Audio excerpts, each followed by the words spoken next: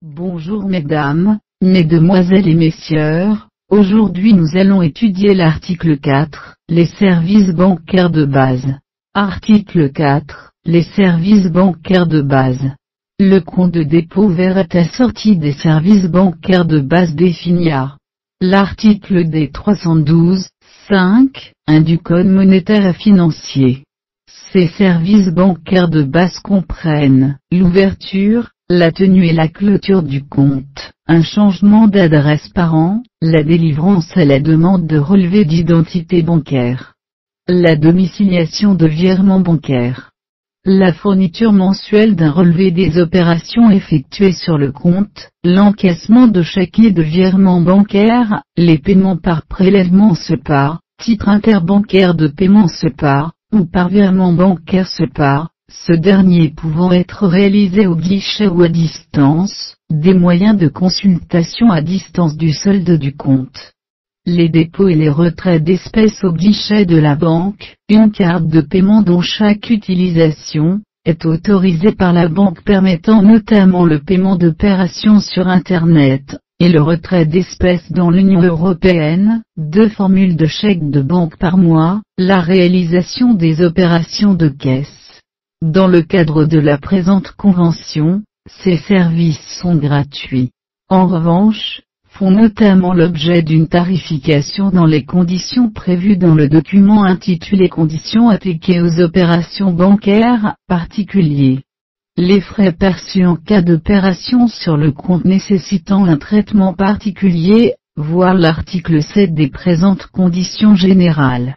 La Société Générale, qui facturerait des frais liés à une irrégularité, ou un incident de fonctionnement de compte, voir article 7, alors que le compte présente une absence ou insuffisance de provision, n'est pas engagé pour autant à accorder un dépassement occasionnel.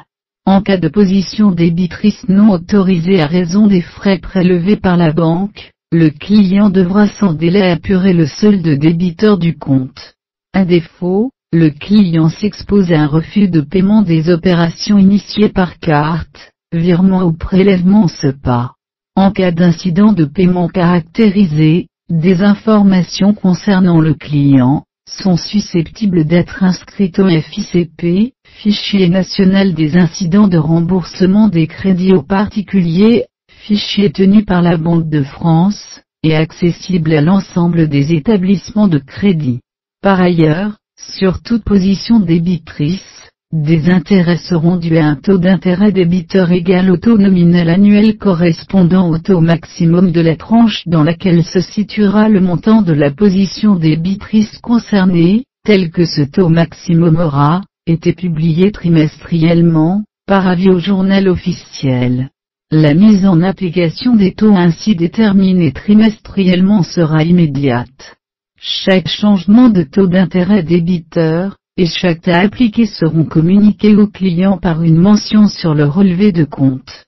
Un exemple de taux annuel effectif global figure dans la brochure Conditions appliquées aux opérations bancaires particuliers.